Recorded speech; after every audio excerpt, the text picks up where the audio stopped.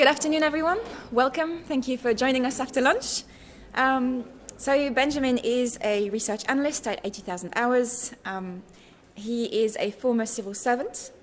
He's worked as a policy advisor across the UK government, in the Cabinet Office, the Treasury, and also the Department for International Trade. He has a master's degree in economics and theoretical physics, and he has published in the fields of physics and history and complexity science. We will hopefully be taking questions, time allowing, towards the end. We're not going to be using swap cards, so please don't submit your questions to swap card. We'll just ask you to raise your hands and say your questions. Thank you very much.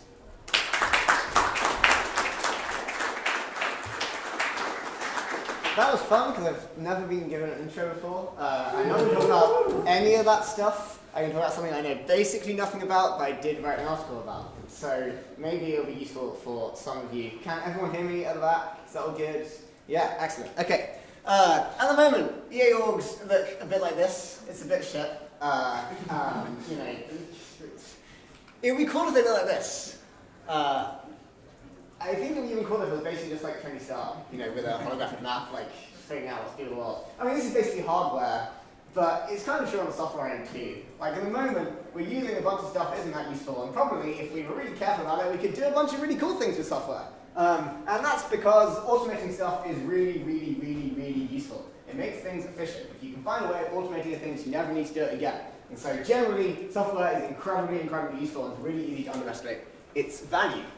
What you have here is a graph of US total factor productivity growth. So if you've ever studied any economics, or even if you haven't, total factor productivity is like a multiplying factor on the output of an economy. And it represents non-rivalable ideas. It represents things like technology that make everything better off. And what you can see here is waves in the growth of this thing that makes everybody better off.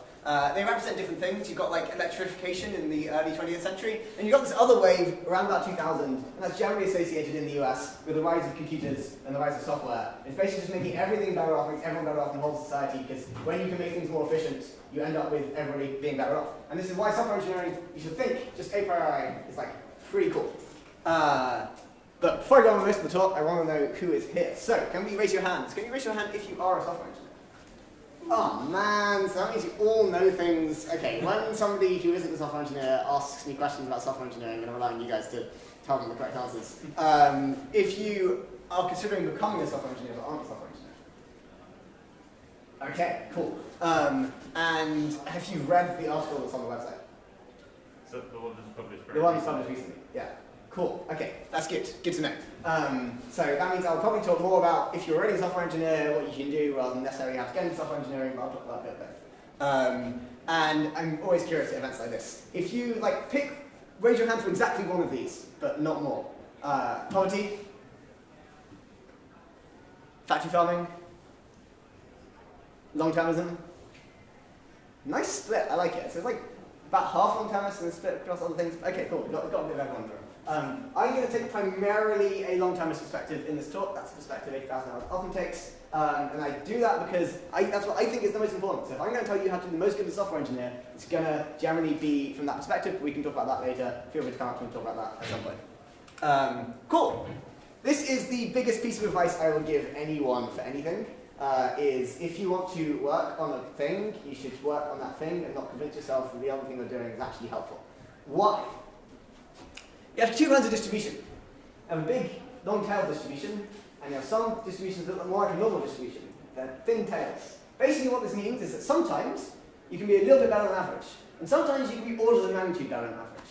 Often, if you're talking about personal fit and how good you are at things, you'll be a little bit better than average. There's some skills that are not like this, but in general, you'll be a little bit better than average. But if you're working on problems, some problems will be thousands of times better than other problems. What this means is, if you can focus on an important problem, you're going to significantly improve your impact, even if that means your personal fit for that thing is a little bit less. So if you want to do good as a software engineer, the main thing you should be doing is thinking, is the thing I'm doing actually helping fix a problem with the world? Rather than thinking, is this fun? Is this necessarily the thing I enjoy the most, I'm best at? That's still an important consideration. Don't neglect it. But probably, if your thing is not related to a thing that we think is a really important problem, you shouldn't be doing it. You should be trying to move elsewhere. That's like #1 piece of advice.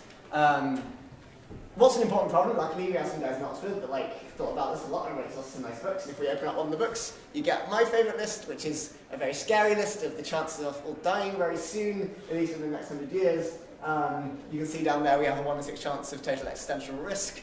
It's mainly anthropogenic, and the really big ones are engineered pandemics and unaligned AI, and so obviously I'm going to focus a bit on those because they seem to be the things that are most likely to lead to the extinction of humanity. There are also areas where, as a result, we seem plausibly able to actually make progress, whereas if you have a very, very small risk, on the margin you're limited in the amount of progress you can make reducing that risk.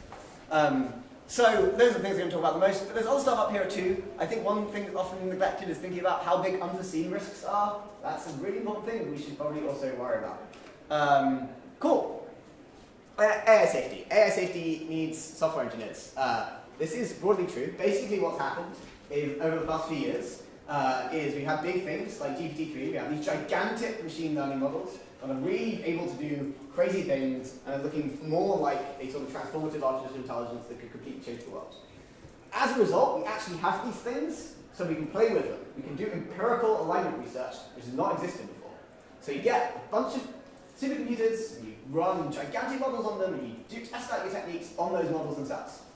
So that means your orgs are spending millions potentially on compute for a single experiment. Which means if you can make these a little bit more efficient, by a couple of %, you're getting huge amounts of value, just in terms of funding donations, even if you don't necessarily believe in AI. Just on that front, you're going to do really well. Then, on top of that, that value is way more important for the world than actually the money. You're presuming that somebody's donated money to an AI safety organization because they think they can get thousands of times more impact than donating that elsewhere. So you're getting loads and loads of impact through making these things a little bit more efficient. And this was not possible a few years ago at all. There's a list up there of things that, this is from Andy Jones' post on software engineering, of things that orgs need in general, distributed systems, numerical systems. If you thinking about AI safety, you have expertise in something specific, then those things are all quite useful. One piece of warning though, it might be bad to go somewhere and accelerate capabilities of misaligned AI. I think this is quite a difficult thing to think about. It's a thing to be worried about. If you worry about that for a particular job you're considering, you should talk to 8,000 hours. That's what we do.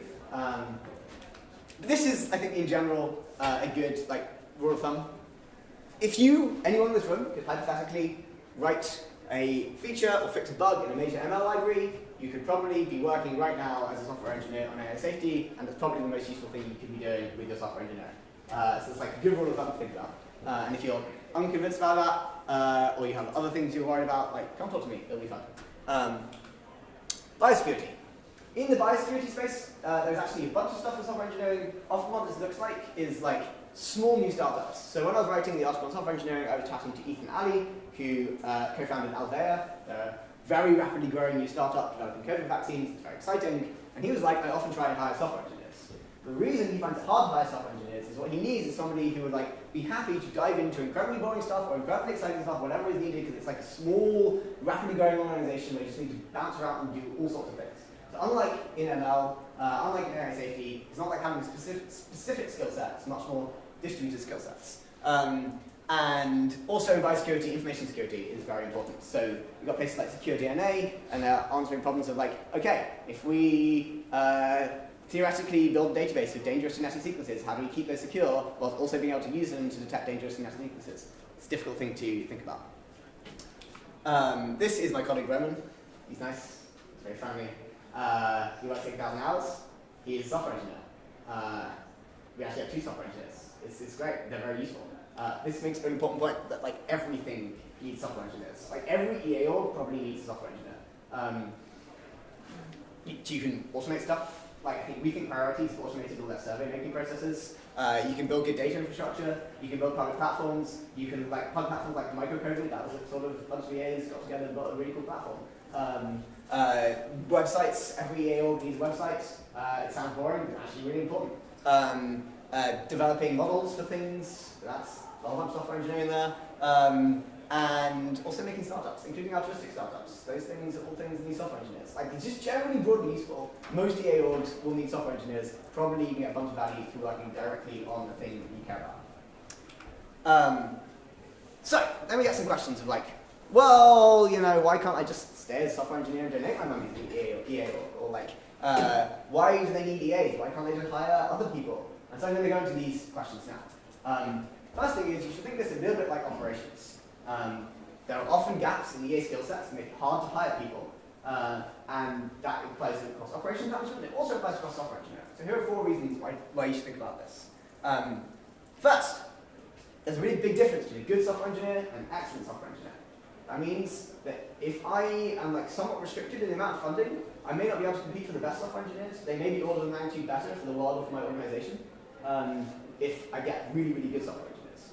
So I want people to come work for me who are really good software engineers. If you're really, really good, probably providing a lot of value to that organization. One way of thinking about this is if the organization is more willing to hire you than to take the money you would otherwise have donated as a software engineer, then that's a good sign that probably you'll get more value for that organization by working for them than by donating money as a software engineer. Alternatively, you can think of it like this. A company that hires you, they're paying you some money, they're only paying you some small fraction, most likely, of the money they make off you. They're making some profit, that's why they're willing to hire you. And that means you're providing way more value than what you're earning. You could be providing all that value, not just for the profit of some company, but for a project which is actually having a significant impact on the world, which is going to be way, way more important than just the money you're making. And so there's another way of thinking about this. Secondly, often you get a bit less recognition as a software engineer. You're in the background, supporting other work. You're not the most well-known person. You've probably not really seen Rowan before. You might have done, but you've probably seen Rob Woodland everywhere because he's on the podcast a lot. And so you get a bit less recognition. That makes it less likely people to apply for them. And similarly, your impact is indirect. Your impact is through other people at your rather than actually doing the thing that you're doing overall. And lastly and importantly, the value of software engineering scales. So if what software engineering is doing is making things a little bit more efficient, then if you have a much, much bigger organization, that little bit of percentage efficiency is far more important for the world. So as we get out of a funding bottleneck world, the value of software engineers massively increases at EA organizations and at places that are actually trying to have an impact. Why do we need EAs in particular? So that's a reason to think that you probably have a good impact in the EA org, but why can't they just hire other people? There are a whole bunch of reasons for this. I think it's often quite hard to tell whether you should be hiring EAs or private sector people, but often the org themselves would have had a lot of thoughts about this. Here are some reasons they might have. First one, organizational culture. EAs like talking about EA stuff. You sit around at lunch and you talk about EA stuff and there's some guy who doesn't really get it. They're probably a bit bored, eventually they won't like it very much, and then they'll leave. EAs are less likely to actually leave their jobs because they're more likely to be motivated on the thing that they're working about. If you train up some EAs, you give them a load of capital, you give them a load of connections, you give them a load of knowledge, that's all really useful. If they're going to stay in EA, that's all stuff that's invested into the movement, and they're doing good for the world. If they're going to go work for some big tech company that might be doing much less good for the world, then it's much less good to have given them that knowledge or that capital. More likely to have knowledge of EA problems. If you're working in AI safety, you probably want someone who knows about AI safety, that means you're most likely to be in EA. Unfortunately, that's how it works. It's hard to promote non-EAs into leadership positions as well. So if your org has a strategy that's focused around effective altruism, and you're promoting someone to a leadership position that's not focused, they're not effective altruists, they're going to then be able to make decisions about your org and what your org does. You want your org to carry on having the most impact they can, which then makes it hard to promote people. But promoting people is a key part of how organizational structure works, how motivation works. So that makes it harder to hire junior people as well. And it can be hard to compete on a prestige basis, even if not on a funding basis with big firms. So lots of AI safety organizations, again, to use an example, are actually for-profits. So somewhere like Anthropic, for-profit, and they will be able to compete on salaries. In fact, throughout EA, there's often a thing we're able to do where you can compete on salaries with big tech companies. You can't necessarily compete on prestige and career capital. That's much harder to do, because most of the world doesn't know who you are or what you're doing. So that makes it hard to hire in general. Which means if someone is motivated to work there because they think you're doing good, you're more likely to end up with a better candidate, and you're more likely to end up with good value as a result. So that's why, specifically, not just we need to hire software engineers, we need EA software engineers. Okay, I've given some considerations about what I need to give, but here's a really important consideration I need to give. If you do decide, well, I can still make more money with my donations than being a software engineer, that's kind of plausible. Software engineer salary is pretty high, but you should probably also consider going for the higher variance, higher expected return strategy. If you go and start a startup, that sounds great. If that startup could possibly be $1 billion company and they give all that money away to charity, that sounds way better than starting a startup that gives small amounts of money, or working somewhere that gives small amounts of money away to charity, even if it's higher variance. I I think the fact that we have lots of funding in EA now and we're able to do things in EA we weren't able to do before because of that means it is even more valuable to go for high variance strategies. You've got backup if you're wrong. It's not like we're relying on your donation to do things. Instead, just go and do the great things by founding the company. It seems like a great choice. Another consideration is, should you work for a large company or should you work for a startup? There are a few things to think about here. Probably if you're already software engineers, you've thought about this before, but for those of you who are thinking about becoming software engineers, it's an important consideration. Roughly what goes on is we found that at large companies, training is really, really, really good. Like Google's training on information security is probably the best training available on information security, and you'll only get it if you work at Google. So like, if you want to develop a really specific skill set, it makes sense to go work on that at a large firm. But it's not a variety. One of the things I say in my article is one thing that happens to people is they just get 5 years of the same experience 5 times over, and it's not actually that helpful because you don't move around your job, you end up just doing the same thing over and over again. So you got to be careful to make sure that doesn't happen to you. It's also harder to gain front-end experience. This is a bit strange because they obviously do have front-end teams. But if you have a big already existing product, often your front-end development looks like tweaking something, doing an experiment, doing an A/B test, seeing if it works. So you're much more like doing experiment design than building a whole front end, which is probably what you end up doing in the EA or similar, where you're building an entire thing. So you get much less transferable experience from that, much more about experiment design. But you do get good job security and pay progression. The thing you get at startups is like basically good experience across the board on various different things. So if you're going to want to work for EA startups, probably it helps to have worked for some other startup at some point. Or again, it's also higher variance. Pay might in expectation be better depending on the startup, and probably your expected pay matters more than like absolute guaranteed pay, at least from a risk neutral donations perspective. Yeah. Next step, depending on where you're at. You should either like learn to program if you want to do this, or get a job in software engineering, or if you're in software engineering, try and switch into something that matters. But actually, that's a shit idea. Don't do that. Talk to 80K. That's a like.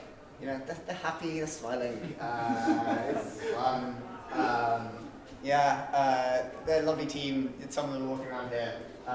If you're considering giving a really high impact software engineering job, you should probably apply for 80K advising. There's a link.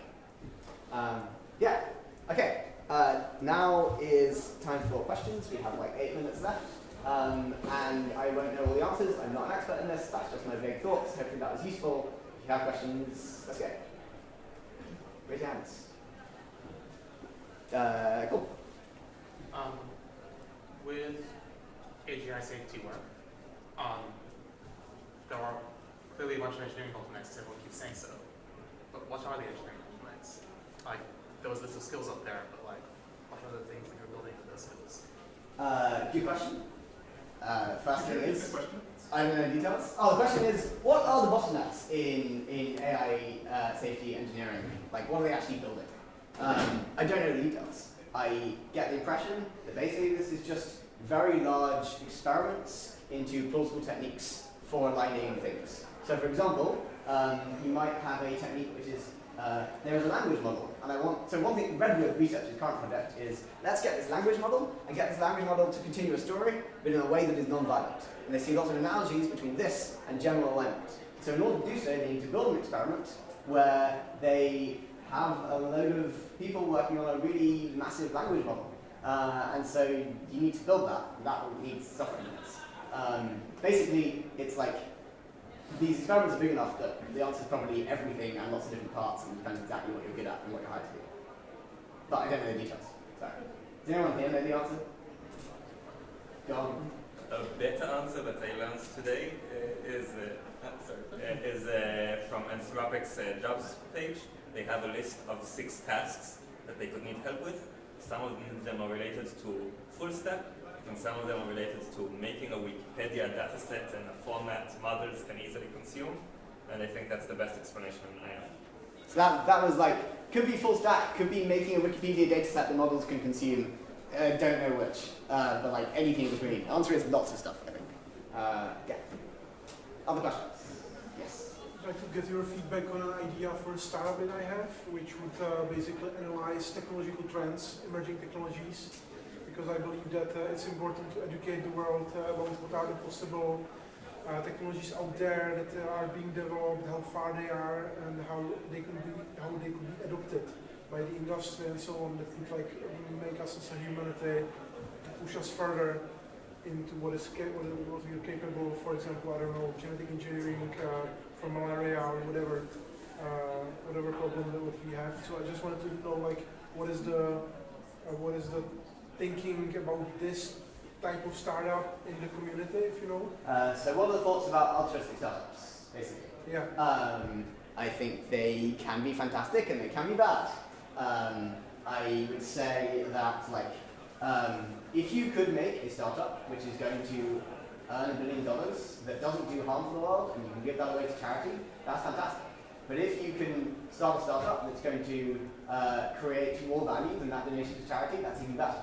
So it depends exactly what your startup idea is. I personally am a big fan of Biosecurity. They're doing the ones I mentioned earlier. They're doing DNA vaccines for COVID strains. I think they've been very impressively ramped up and are moving very fast and producing exciting things. In best case scenario, they end up in a world where we can rapidly produce vaccines for new diseases that massively help protect against pandemics. And this is like something that probably plausibly seems more valuable than a $1 billion startup. So like, it depends exactly what your startup idea is, but you do have to compare it. Like, there's also value in non-altruistic startups. Are there some areas which you are considering as the most useful in terms of just? You gave one example. They're the only one off the top of my head. I would imagine that if it's going to be important, it's going to focus on one of the important things, like engineered pandemics, or risk from AI, or unforeseen new technology risks, or something like that. Okay. Yes, Ruby. Isn't it true, Ben, that Less Wrong and the EA Forum are hiring, and this is a great way to do an immense amount of good? That is very true, and if you're interested in working for Less Wrong, you should talk to Ruby. But like, actually, this is a good example of like orgs that really do need software engineers who get loads of value out of software engineers far more than you could donate. It's worth thinking about that. Any other questions? Yes. Is there any consensus in the community doing research on AI alignment? How useful the current practical approaches actually are to controlling super intelligent AI? Because the super intelligent AI is really the one that makes this topic important, I would say. And I think, at least to me, and I feel like to a lot of people, it's unclear how helpful current practical research and current existing machine learning and AI techniques is to help solving this problem with hypothetical super intelligent AI. Cool. The answer is no, there is no consensus. You shouldn't really expect there to be consensus, at least at the moment. I would say it does not seem the case to me that the majority of risk from AI comes from a single super intelligent AI, but that's like my personal opinion, and you shouldn't take much by that because I don't know much about it. Yeah, there is no consensus. It seems pretty plausible to me that these techniques will work, especially in slow takeoff or multipolar scenarios. I have to chat about that more, for instance. We have 1 minute. 1 minute. If anyone has one last question, if not, feel free to come talk to me. Isn't it true that lots of EA orgs want software developers, and for some reason only few of them actually apply? That is also true. Like, this is the whole point. If you think you can work for an EA org, you probably get loads of value out of doing it. You should apply. They all need software devs, and they find it really hard Not to enough people apply. It's terrible. Not enough people apply. Nowhere near enough. Is there a centralized way for people to find EA jobs related to software engineering? Yes. Will there be many? That's the other thing. If you're interested in jobs, look at the 8,000 hours job board.